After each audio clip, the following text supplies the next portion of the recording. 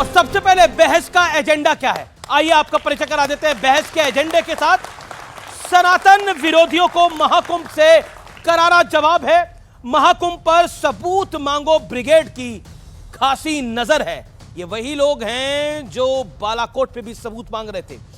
देख हिंदुत्व की ताकत, वर्शिप एक्ट की वकालत पे उतर आई है कांग्रेस पार्टी और विरोधी पार्टियां। और अब परिचय मेहमानों का। हमारे साथ आज कौन कौन जुड़ा है? Doctor Sudhanshu Trivedi, member of parliament Bharatiya Janata party के और राष्ट्रीय प्रवक्ता भारतीय जनता पार्टी के। राजकुमार भाटी समाजवादी पार्टी के राष्ट्रीय प्रवक्ता हैं और सीनियर लीडर हैं।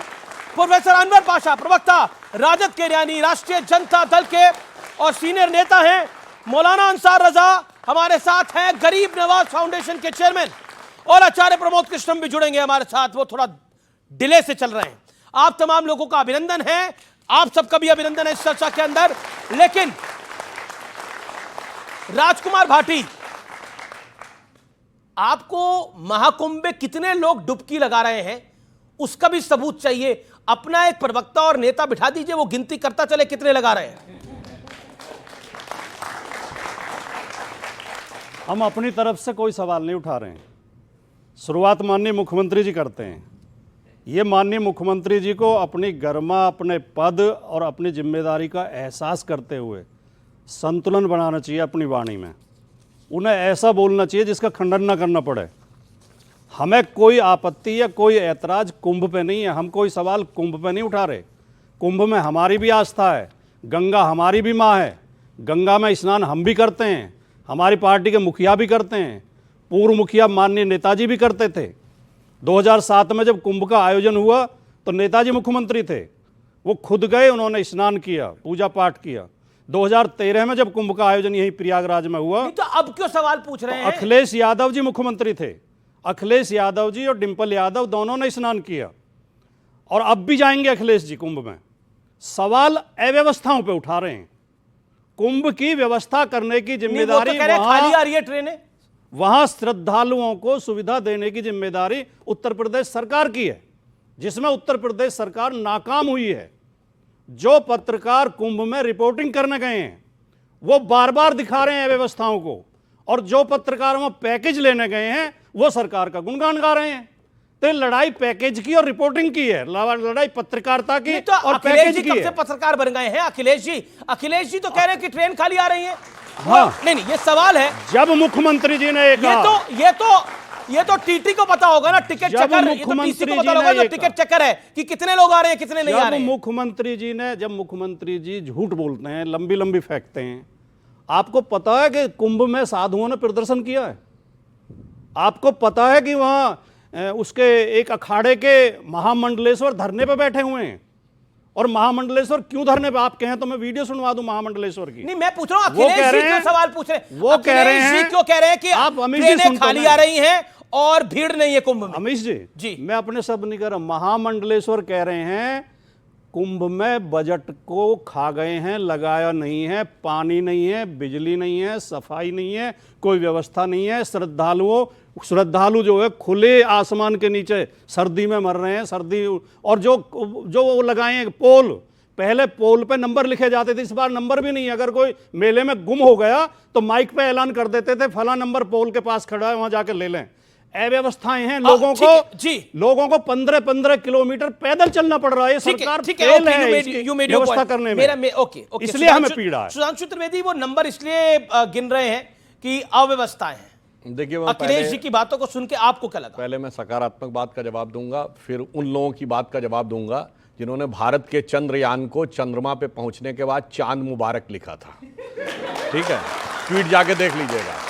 और वैसे एक हिंदी और उर्दू में फेज होता है चांद मारा, मतलब ल्यूनेटिक, जिसका दिमाग खिसक गया हो। तो मैं शब्दशः नहीं किसी के लिए बोल रहा हूं, जिस पार्टी का दिमाग खिसक गया हो, तो उनकी बातों का बाद में जवाब दूंगा। पहले एक सकारात्मक बात, ये कुंभ एक लंबे समय के बाद हो रहा है।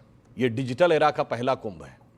ये कुंभ सैकड़ों सालों के बाद इसलिए महत्वपूर्ण है कि यह पहला कुंभ है कम से कम 450 साल के बाद जो इलाहाबाद में नहीं प्रयागराज में हो रहा है। यह पहला कुंभ है जिस समय श्री रामलला विराजमान पूर्ण प्रतिष्ठित होकर फैजाबाद नहीं जिला अयोध्या में आके विराजमान हो चुके हैं। ये एक ऐसा कुंभ है जिसमें अगर आप देखें तो इतना बड़ा परिवर्तन, जानते क्या है? हम लोग बचपन में पढ़ाया गया है कि कुंभ कहां होता है, संगम कहां है? On the Confluence of Ganga Jamuna and mythical Saraswati. Ganga Jamuna और काल्पनिक सरस्वती के संगम पर। और काल्पनिक सरस्वती यथार्थ दिखी किसमें? नासा की पिक्चर में।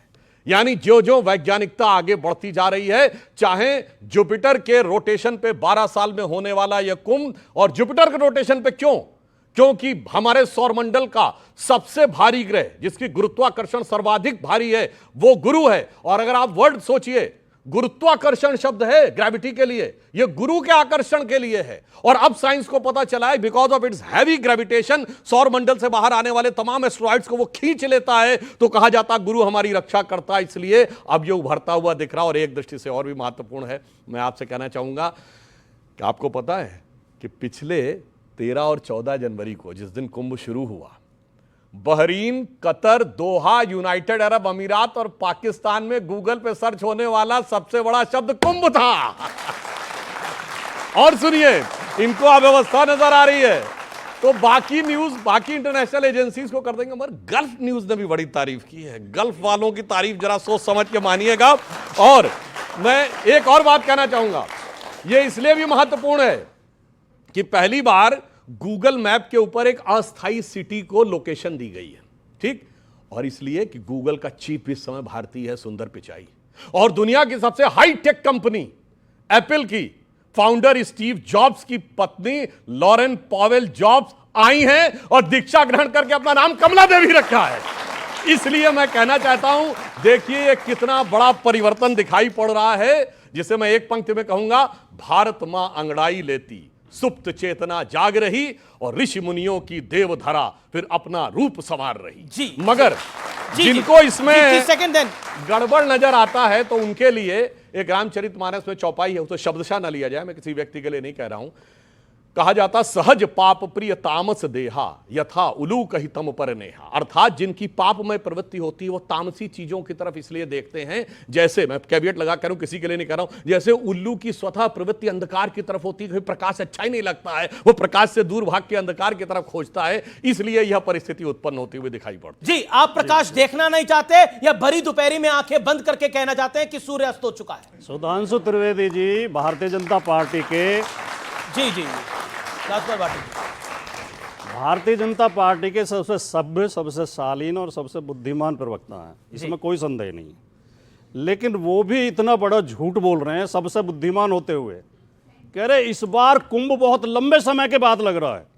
कुंभ हर 12 साल में लगता है, ये साधारण व्यक्ति भी जानते हैं, साधारण से साधारण व्यक्ति जानता है, इसलिए आपत्ति होती है हमें। अब आपने पता नहीं, आप गूगल से गर्मा प्राप्त कर रहे हैं, आप स्टीव जॉब से गर्मा प्राप्त कर रहे हैं। हम अपने आप में इतने सक्षम हैं, हम अपने आप में इतने सक्षम हैं।